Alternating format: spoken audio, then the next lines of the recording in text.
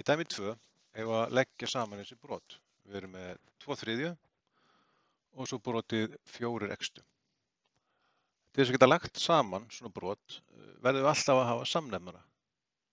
Við sjáum að 3 og x eru þetta ekki samnefnari, en við getum þá breytt því og hugsað okkur að samnefnarin verði 3x.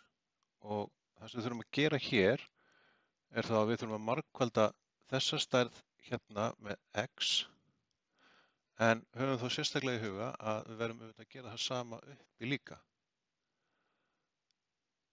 Hérna þurfum við þá að margfalda með 3, höfum þá að gera það sama uppi líka. Þannig að ef við gerum það, þá mun brotið líta svona út. 2x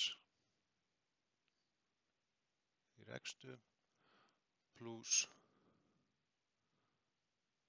12 3x.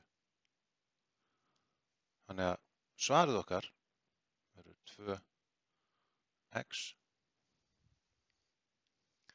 pluss 12 3x.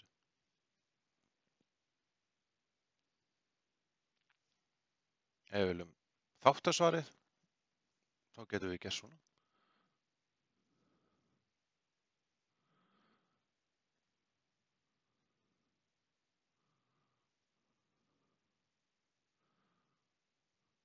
Og svona.